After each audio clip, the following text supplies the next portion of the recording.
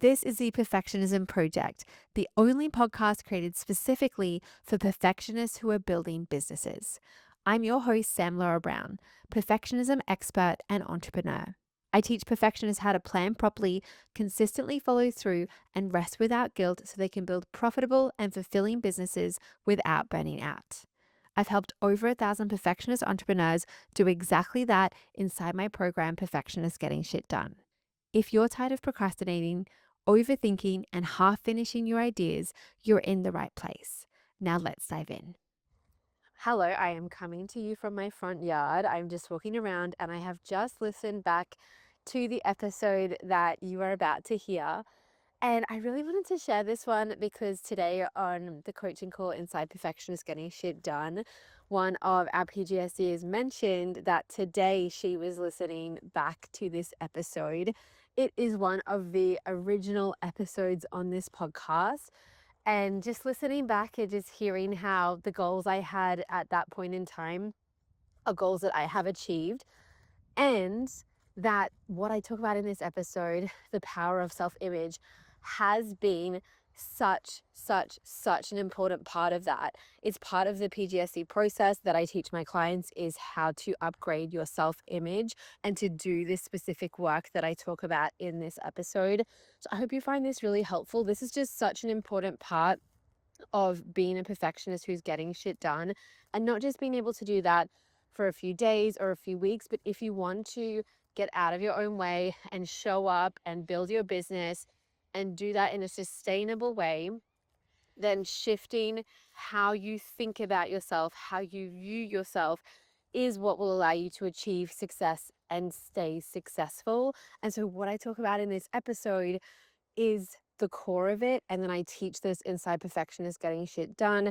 We do coaching on this so many times when someone comes to a PGSD call and they're needing help with getting in their own way and getting out of their own way. Oftentimes there is a self-image or identity issue that comes up that they hadn't even been aware of. So we coach on that and make those shifts. It is some of my favorite personal development work. It has changed me forever, my business forever. It's so important that you understand self-image, what it is, how to shift it, and then you apply that by joining us inside Perfectionist Getting Shit Done. And you make those shifts so you can achieve what you know you are capable of achieving. So I really hope you enjoyed this episode on the power of self-image. Hi, and welcome to episode 26 of the Smart 20s podcast.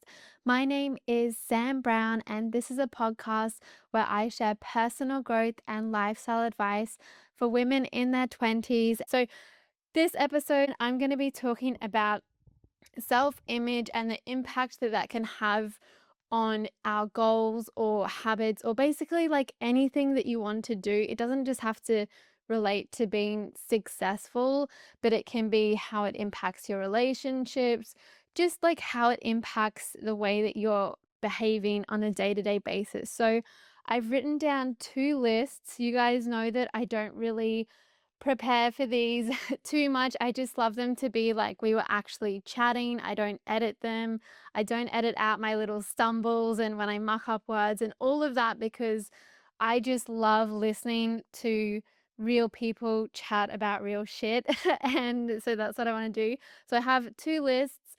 One list of the beliefs I have about myself that have helped me achieve goals, and one which is going to be the focus, which are the beliefs I have that have been undermining my attempts to achieve my goals. And the reason I'm going to be talking more about them is because I feel like that's more interesting, and I'm going to be sharing how I'm actually changing my self-image in relation to those things, and yeah, all of that. But I am going to mention some things about my self-image that I unintentionally created at different times in my life that have really helped me. So I hope you find this helpful. As always, I'll just be chatting about myself because that way I don't have to give generalized advice and try and get everything down to the lowest common denominator. I can actually share real in-depth examples and my own personal experience. And a lot of you guys are similar to me in a lot of ways. So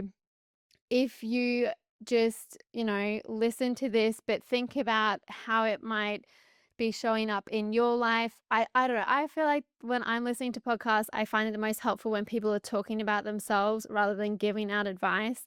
So that's what I want to do. It's also like, yes, it is a bit self-indulgent because I do figure a lot of stuff out about myself by talking about myself in these things, but it's also because I feel like me telling you a whole bunch of shoulds doesn't actually help. So I've written a list and I'm just kind of gonna go through them and chat about them. And I'm gonna start with the one that I mentioned last week, but all of these aren't business related or anything like that. But obviously, growing my business is something that I'm working on a lot and consumes a lot of my mental energy. So that's why it often comes up. So the first one is my self image around being an entrepreneur. And I was talking about this in last week's podcast episode that I just realized then, so like a week ago, that I've been working towards my big impossible goal, which by now you guys probably know what it is. It's to make $500,000 in my business in 2018. And I've been working towards that while at the same time not being willing to self identify as an entrepreneur, whether that's talking to other people or even talking to myself. I just haven't had that belief or have it be part of my self image that I'm an entrepreneur. And I've been waiting until, and this will be a common theme. I have been waiting until I'm successful at being an entrepreneur before I believe that I am an entrepreneur, even though I need to believe I am an entrepreneur to be able to be an entrepreneur. Like the belief is what creates the result.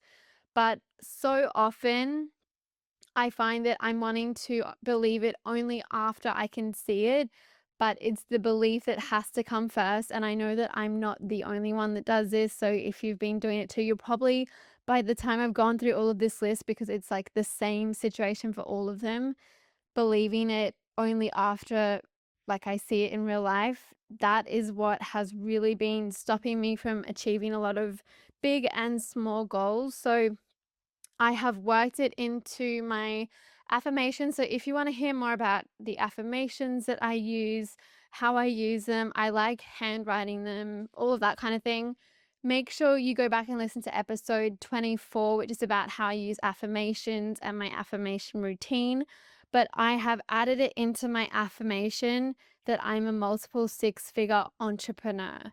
And now that I say that, like I've written it now enough times, I calculate it. So I've been writing that down as part of a bigger affirmation 15 times a day, which takes half an hour, but I'm totally willing to spend half an hour a day creating this new belief about myself.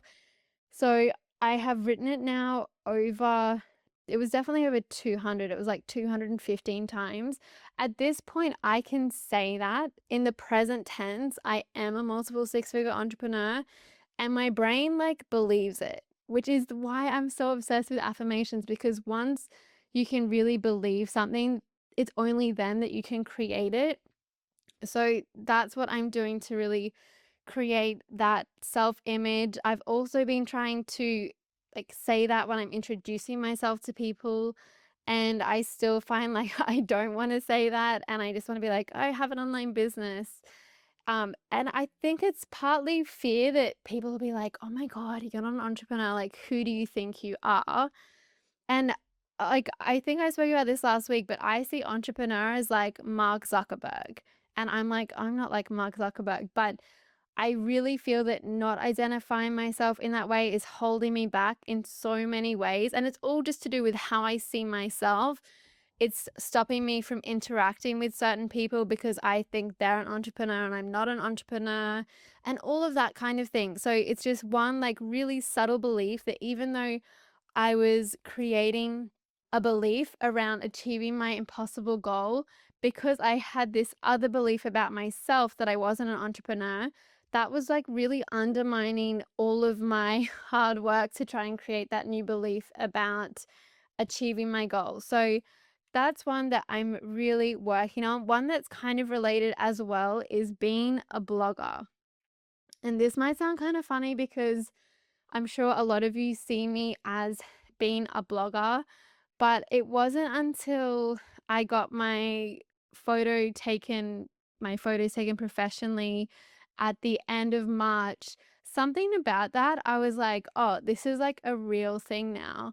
And it was also like the fact that Kate, who is my photographer, she wasn't like, "Oh my god, what are you doing taking these photos?" Like, I don't it's I like yeah, I it was just like my old self-doubt that had been holding me back from doing it because I didn't I don't even know how to describe it, but I just hadn't been willing to see myself as being like, yeah, I'm someone who can say I'm a blogger, even though literally the definition of blogger is probably just someone who has a blog. So basically, anyone can say they're a blogger. But I just thought that, like, until I was taking it seriously, I couldn't identify as that. And then it's that chicken and egg thing again where, you only become that if you believe it, but you have to believe it before you become it. So it was just interesting for me to see only so recently that when I did that, and then I was something like, oh, well, that's the thing only serious bloggers do. I guess I'm one of them. Oh, yeah. Like, I don't, it's so weird to think about, but that is something that I had in my head that if you're a blogger, you have to do this certain thing. And only once I did it, I could think of myself as a blogger. Anyway, it's funny it probably sounds ridiculous to you, but in my head that made perfect sense, and it's just really interesting looking back on it. Another one that I'm working on at the moment is being an organized person. So, you guys probably, I don't know what you think, but I'm sure I give the illusion of being a fairly organized person, and that is not always the case. I am the person that leaves 20 mugs of old tea before taking on my desk before taking them to the kitchen. Like, I really am like a cup hoarder. Actually, I don't have any around at the moment, but normally, and that it's because I've been working on this, but usually that's something that I would do, and I just feel like my laptop's always a mess, like, the storage is almost always full. I have that message that comes up saying, like, "Your storage is full," like, every day, and I'm like, "Oh, what can I delete?" And I'm always feel like with that, I'm just putting out fires, and I'm never actually proactive about it. And so anyway, I've had this belief that I'm not an organized person, despite being organized in so many ways. And a good example of like when you have a self image that you look for evidence to support it and you dismiss evidence that goes against it. So I had this idea in my head that I wasn't an organized person. Like that was my self image. I'm not organized. And look, all these people think I'm organized, but I'm not. So at my work desk, when I've had like in my corporate job, I kept my desk really neat and tidy. Like, I really like having a tidy desk when I'm working. And people be like, "Oh my God, you're so neat and tidy." And I'd be like, "Oh, I'm not like this all the time." And even though people were literally saying to me, like, "You're an organized person," I was so stuck in my self image of not being organized that I would just dismiss that and be like, "You guys don't even know the half of it." When really, what I should have done is been like, "Thank you. I am organized."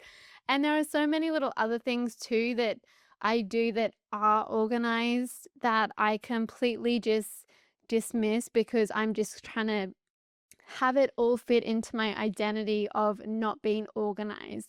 And I think this is the reason, like, I really wanted to talk about self image and identity, is because it's so subtle, and I've heard a lot of people talking about limiting beliefs, and I've spoken about limiting beliefs.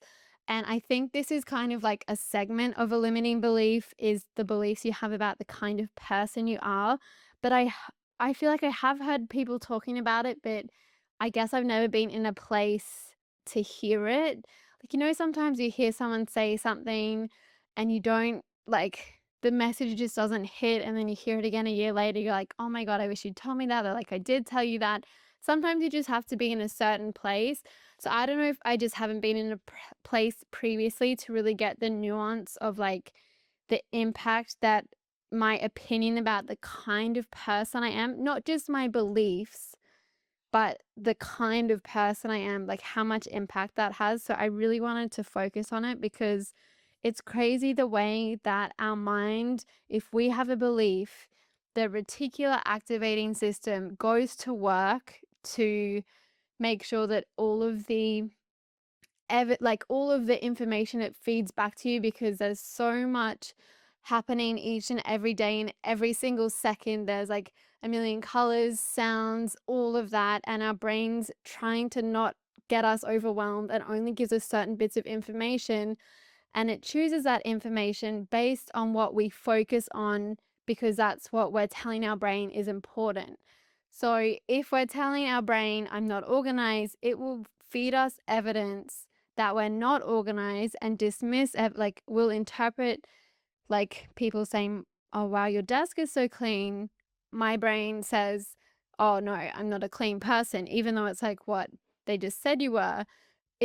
It adds that coloring to things, and this is what I talked about in the affirmation series, because the reticular activating system is what makes affirmations really work, in my opinion, is that when you focus on it, then your brain starts to filter information around you in a different way, and you begin to not only believe that that is a possibility for you, but you begin to figure out how to do it in a way that you could have never done before. But anyway, I just think this shit is important. So I have been working on really creating this belief that I'm an organized person. But what I have done is I have created like one cornerstone belief that is the foundation for that new self image. So the belief I've chosen is, or like the affirmation-y kind of thing. I'm not writing this one down like I do my other affirmations. This is one I'm just like working on as I'm going about my day, is I'm the kind of person that does things at the first opportunity, which, if I was looking to my past for evidence, I would say that's not true, because there are a lot of things I do at the last minute. But I'm not looking to the past, I'm looking to the future, and I am the kind of person that does things at the first opportunity. So when I'm going around my day to day, and it does take a lot of conscious effort, so I don't pick it up every time, but it's the practice of doing it consciously so many times until it just becomes the new way of being instead of the old me believing I'm disorganized. I hope this is making sense, guys. But what I do is, like, when I'm walking around and say, like, I see something on the floor that could be picked up. In the past, I would pick it up later, but I will pick it up and then I'll like say in my head, and I don't know if this sounds like weird, but anyway, I'll say in my head, like, oh, that's the kind of thing I do. I pick things up as soon as they could be picked up. And little things like that, I just like, there's a dish out and I'll put it away when I first could put it away, not at the last opportunity. I'd be like, oh, that's the kind of thing I do. And then when I don't do it, instead of being like, oh, yeah, that's right, I'm not an organized person, I'm just like, oh, that's really weird, because I'm the kind of person that does things straight away. And I don't know, you kind of just have to trick yourself into believing that you're that kind of person until you are. I read a quote from Lady Gaga about how she used the law of attraction to achieve her success. And she was basically saying, she said to herself, I think it was like, the fame is inside you. I've made the biggest record, whatever it was. And she's like, it's a lie, but you say it so many times until it's not a lie. And I was like, it is so true. It starts as a lie, as in it doesn't match reality, but then you believe it enough and you repeat it enough that that is the new reality. And a belief is just a thought that you've had over and over again. And it was funny, I actually looked up the definition of the word belief when I was writing this week's blog post, the one on how to change your self image. And it said that a belief is now I can't remember the wording of it, but it said like, especially if you don't have proof, like it's a belief, especially if you don't have proof. As in, most beliefs don't really rely on any evidence. They're just something that we've had over and over again, a thought we've had over and over again, and it becomes a belief, which means you can create any belief you want just by having a thought over and over again. And you guys know we change beliefs quite a lot. And yeah, it's just because you've had a thought over and over again, the repetition of it, it just then becomes true. So that's what I'm doing with being organized. I'm looking for opportunities to do things at the first moment I can. And when I see that opportunity, I do that thing by reminding myself, oh, I'm the kind of person that does that now.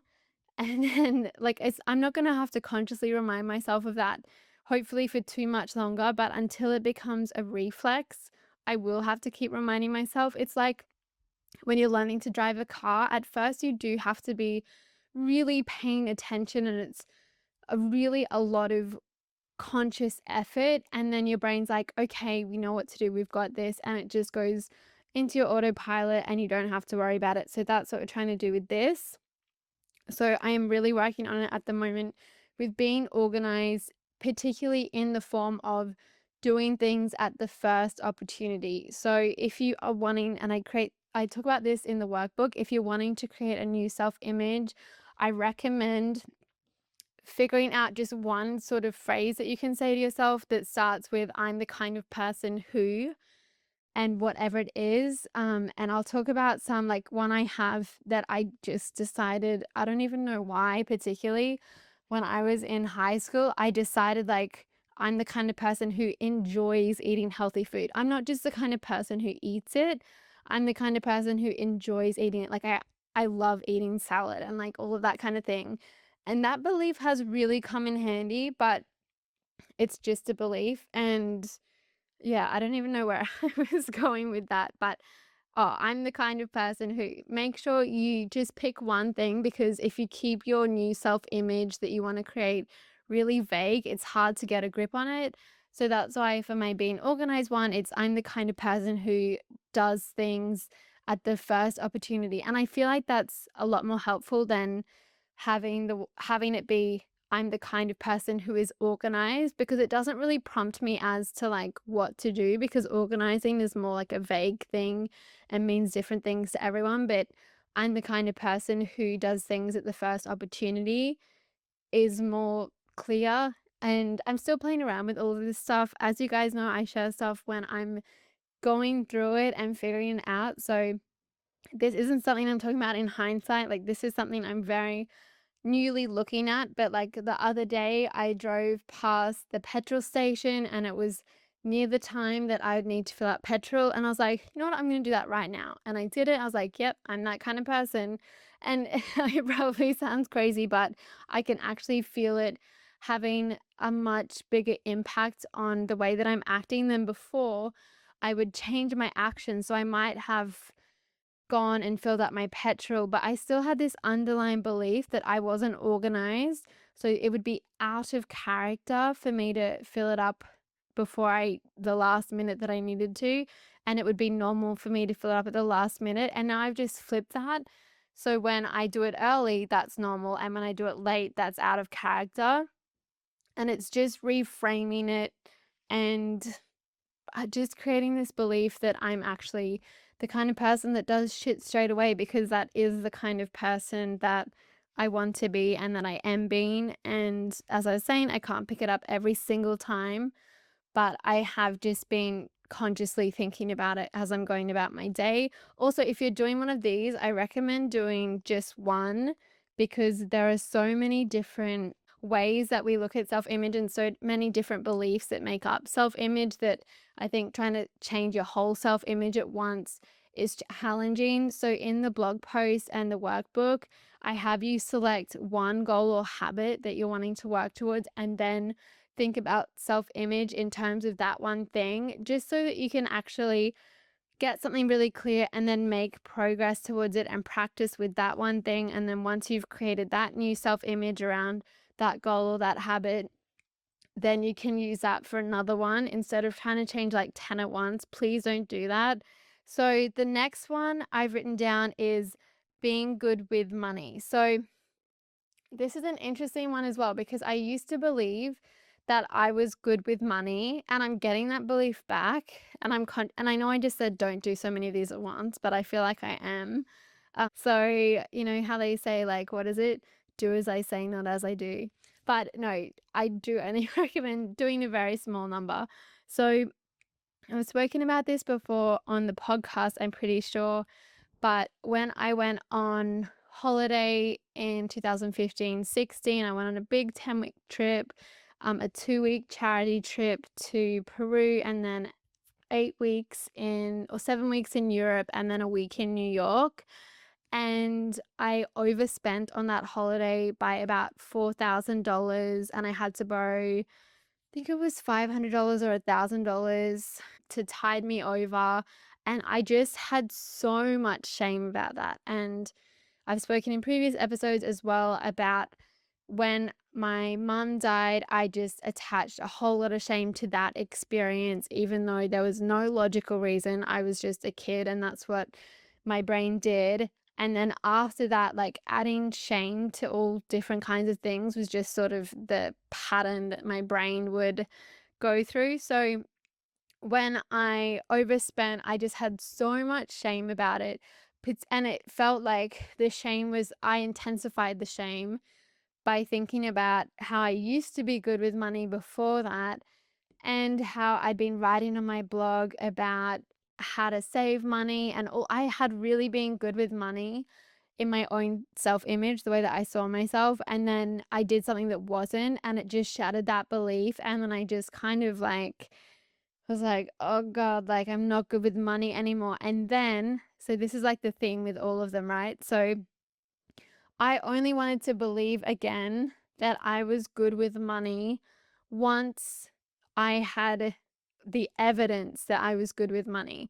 So once I had saved up money again. And it's just been so interesting to realize that it doesn't work that way. Like, I really have to believe that I am good with money before the evidence will come, because the result only comes from the belief that I'm good with money. Like, I'm trying to like surprise myself by being good with money, and then like, oh yeah, I'm good with money. But I need to believe that I'm good with money before it happens. So if you've been struggling with money, you have to look to the future for evidence, not to the past, and believe that you're good with money. So this is one that I've been working on, and I feel like I've clawed my way back, like, nearly to the belief I had before, but I still falter every now and again because I get trapped in looking at that experience as evidence, which it wasn't. And it, like, yeah, there's so many different ways to look at that experience. But when I was in it, I had chosen to feel ashamed about it. And that was evidence that I wasn't good with money, and that all of these different things. And it was just really interesting. And it was having that break, like seeing that around how I was behaving with money, and that I'd attached shame to it, that caused me to see that that's what I had done with my mum dying as well, that it was just me adding shame to something that needn't even be shameful. And then it like, the perfectionism thing is really fear of feeling shame and wanting to be perfect so that there's no room for any shame. So, yeah, being good with money is a belief that, or a self image that I'm working on having again. And yeah, I feel like I have come a long way back, like getting back to that belief, but it's still not 100% there. So I'm just on my day to day looking for evidence that I'm good with money. If I do something that I deem not good with money, I'm like, oh, that's out of character for me. And just really, again, framing it when I'm doing the thing that supports the self image I want, I'm like, oh, yeah, that's normal for me. And when I do something that doesn't, I'm like, oh, that's weird. That's really out of character. So the other one I want to mention is being smart. And I have believed that I'm a smart person. I think because I was told that a lot growing up, and if you've had that perfectionism fixed mindset, Dr. Carol Dweck says that a lot of that comes from being told that you're smart instead of being praised for effort. And when you are told you're smart, it sounds like a good thing. And we say it to kids like, it's praising them. It's like, how could that do any harm? But when we praise people for being smart rather than for the effort, you get to a point where in life, if you're going to achieve anything, you might fail. But if you've been praised for being smart, you only want to do things that will be seen as smart, which means then you avoid opportunities for failure so that you can uphold this self-image about being smart and not feel any shame. So being smart is something that having that self-image, I think hasn't helped me in a lot of ways. Of course, there are ways it has helped me. I've done well at school and all of that, but it's really created a fear around failure because if I fail, that means I'm not smart and it will shatter that identity. And all of this stuff on self-image really comes back to we as humans always want to be right, and we particularly always want to be right about ourselves and who we are. And it's really uncomfortable to have our self identity, our self image shattered. And so we act in a way that just reinforces the self image that we have. So being smart has meant that I've been really scared to fail. And I've come a long way at getting into the growth mindset and out of the fixed mindset. But I spoke about it in my episode about a recent failure that it still has been failing, quote unquote, failing, has still been like something that I do struggle with and struggle to move past. And I'm getting a lot better at it. But like a lot of people, it's challenging, especially when you have this self image of being smart, to not be smart all the time. And I also, and this is like one that's been so subtle that it's taken me forever to pick up. So I've had this idea. Most of these aren't logical, by the way, and this is a fine example. So I've had this idea that you're either smart or you're like attractive. And if I'm attractive, the more my attractiveness increases, the less smart I am. Again, not logical. There are a lot of very attractive, very smart people. This is just how the brain like sometimes gets things totally messed up. And I don't know if some of you guys might have done this one as well, so I just thought I'd share it. So when I have been consciously working towards a goal to a what am I? Oh my God. Also, Emma, I'm thinking of you if you're listening to this, because she was saying to me how I just left in so many stumbles in the last one because I couldn't speak. But I just really had this belief that if I was improving my appearance, then I'd be perceived as being less smart. And because really my whole identity was based on this foundation of me believing I was smart, like that was the one belief I was clinging to most, that I would self-sabotage as I was working towards my appearance goals, like my gym goals, because then I was like worried that, all subconsciously, of course, because consciously I'm working so hard and then getting so frustrated when I self-sabotage. Subconsciously, I'm pretty sure what was happening was that I had this belief that if I'm like too attractive, which sounds kind of funny to say, but if I'm too attractive, that means I'm not smart and I want to be smart. And I think a lot of it's come, again, as I said, from being praised for being smart when I was a kid, and really just having that as being the part of my self-image that was like the strongest. So I don't think it is helpful to have an identity around being smart. And I'm working on changing that to being a good learner and being someone that's willing to fail. I want to be the kind of person who is willing to fail, not the kind of person who is smart. So there a list of all the ones that have been like in conflict with my goals. And actually, I think I skipped over this one as well, but being on time, being a person that arrives to things on time. And I've had a belief which again, not from a logical place, is that I'm the kind of person who's late to things. I really don't believe there's a kind of person who's early and a kind of person who's late, like genetically. It's just, did you get ready at the right time or not? But because my dad got like arrived late to things when I was growing up, it was sort of, I guess, modeled for me that it's okay to be late. And I don't think in any way you can inherit being late. It's just like you see that behavior and you're like, oh, that's okay. It's okay to do that. Or, having the same beliefs around it. So, anyway, I have been trying to be on time or early for things. And this is something I'm still working on. And it's so fascinating to see that when I could be on time for something, I will like subconsciously, without me even realizing it, try to fill in something in that time so that I'm late. So maybe it looks like I'll be ready to leave early, and then I'll find something I didn't even need to do in that time instead of leaving early because I believe that I'm the kind of person who's late.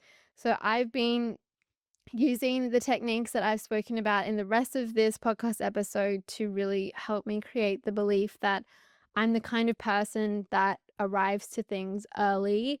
And I've kind of modeled this one off Steve, my boyfriend, because he's always early to things.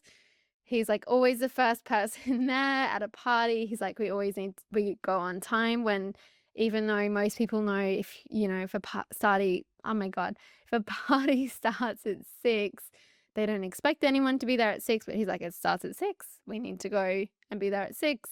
And I've just tried to model it off like the beliefs that he has about being on time and then believing that I'm that way too.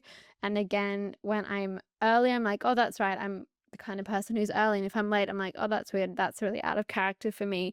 Even though my brain's also like, no, it's not. You're always late. But I'm just creating, like as Lady Gaga said, it's a lie until it's not.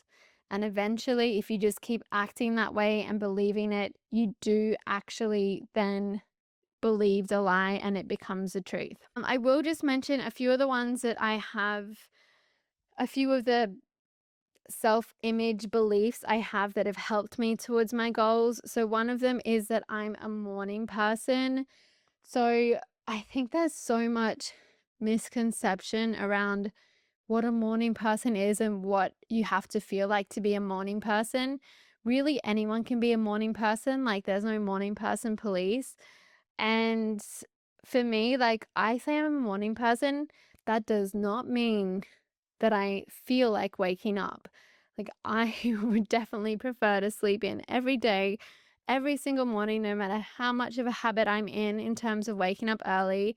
My brain says just 5 more minutes every single bloody morning. And I still have this belief, though, that I'm a morning person. I don't even know when I created that belief. It definitely wasn't really based on any evidence. I was like, I'm a morning person. And it does make it easier for me to get up, not because there isn't that resistance there every day, but because I believe I'm the kind of person who does get up. And if you've been struggling to wake up early, and maybe I'll do a whole series on this, but I have done a YouTube video on it a while ago, but I've gotten a couple of emails lately about waking up early. But if you have a belief that you need to feel like waking up early to wake up early, I would say number one, that's probably the biggest thing stopping you. So, first of all, stop believing you need to feel like it. I don't feel like waking up early, I just wake up early. And it does take practice to ignore those voices in your head that tell you to just keep sleeping and that 5 more minutes and it won't even matter and that thing wasn't even that important anyway and you can just do it tomorrow and you're too tired, you're not even going to be able to do it well today. You need a break. You just have to sleep like every morning. But if you can start to really see that you don't need to feel like waking up early to actually wake up early, and it's actually okay if you're tired when you wake up. That's okay. Then you'll have an easier time. So just thought I'd mention that. One I said before was that I have a belief about myself that I enjoy eating healthy food. And I do enjoy eating healthy food because I believe I do. So that's one that definitely helps me with my health.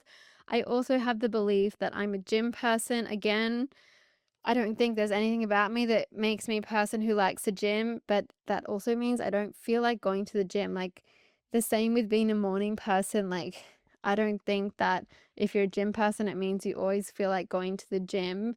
Most of the time, I CBF going and would rather sit at home. But I have this self belief that I'm a gym person, and that does make it easier to go.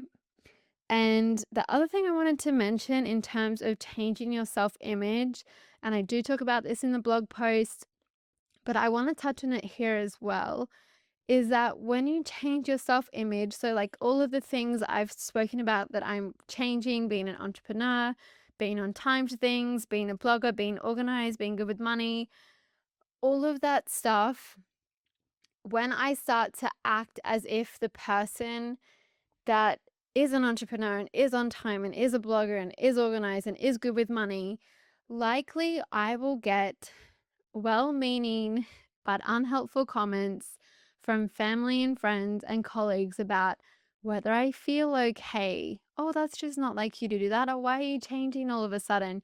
Oh, you don't need to do that. Like, when you change the way that you're acting, you guys will probably know this if you've been either working towards a goal, creating a new habit. People like they call it the crab effect, where if you have a pot of, I think it's the crab effect. There's a pot of crabs, like literal crabs, the animal, and one of them tries to climb out, all the others will literally pull them back into the pot with them. And that's what people do as well. That when someone's like might be shining a little brightly, we pull them back down.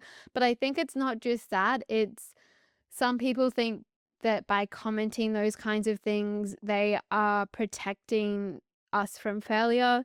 And also, there's just like this need for certainty when you're a human, and we like everyone around us to be predictable. And when, for example, someone that's always late starts being on time, even though we've been begging them to be on time, you're like, oh, why are you on time? Like, this is weird. And kind of reinforcing to them that they should go back to their old ways.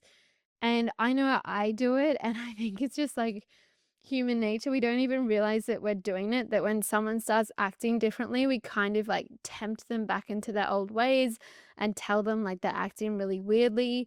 But I think from the side of being the person who's trying to change your self image, just be aware that if you are doing a good job at it, people will comment and will try to tempt you back into the way you used to act. And if you're a people pleaser or you're someone that hasn't been in the habit of standing up for themselves, then you might just find that if you're not paying attention, you will go back to your old ways just to avoid getting all of these super annoying comments from everyone about like how different you are and why you're doing this, and you know you'll never be able to stick to it and you couldn't do it last time and who do you think you are.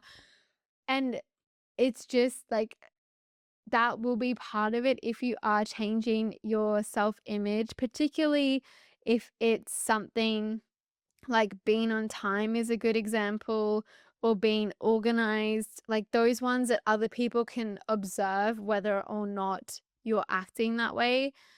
So, hope you found this episode helpful. My voice has nearly held up for the whole thing. Only in the last minute has it just completely left me. So, I hope you're having a lovely week, and I will talk to you again soon. So I hope you found that episode incredibly helpful. And I just have to say, like, now that you've heard the episode, I could talk about it more specifically. That what I talk about with like being a six-figure entrepreneur and that being an identity shift, that was then the next year. So this is 2018, that episode originally came out.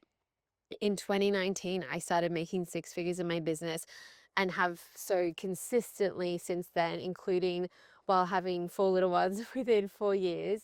And just the thoughts about being an organized person, I now view myself as being super organized. And it's just so much of it started with this self image work that I did, my money mindset, everything that I shared, being able to not just intellectually understand the concepts of self image and identity, but being able to actually apply it and to see What is the self image that you currently have as it relates to your business, as it relates to money, as it relates to your clients and customers and the kind of person that you are with them? It just impacts everything that we do. And as I mentioned in the intro, this is such a core part of perfectionist getting shit done. And it's a piece that I don't feel like I've talked about recently, but it is so at the core of what we do inside the program to help you get out of your own way and get shit done in your business without burning out, without having to do things you don't want, without having to do things that aren't in alignment with your values. We always achieve our goals, our growth goals, in a way that's in alignment with our values. And part of the way that we do that is by doing this self image and identity work that I talked about in this episode. So I really want to invite you into Perfectionist Getting Shit Done. Enrollment is currently open to do this work. It is part of the PGSD process. We coach you on calls. It's so important. It's so important. If you have been struggling to get out of your own way for more than a few days or weeks, there is self-image stuff going on, and I really want to help solve that for you. So join us inside. It's samlaurabrown.com/PGSD. I'll see you in there. If you struggle to build your business due to procrastination or overthinking, or maybe you keep burning yourself out, I want to invite you to join my program, Perfectionists Getting Shit Done. Inside, I will teach you my proven process for getting shit done as a perfectionist entrepreneur. In case you didn't know, perfectionists can't follow the same productivity advice as everyone else. When we do, we get in our own way. So let me teach you what works inside the program. It's simple and anyone can learn. To sign up today, visit samlaurabrown.com/PGSD. I'll see you inside.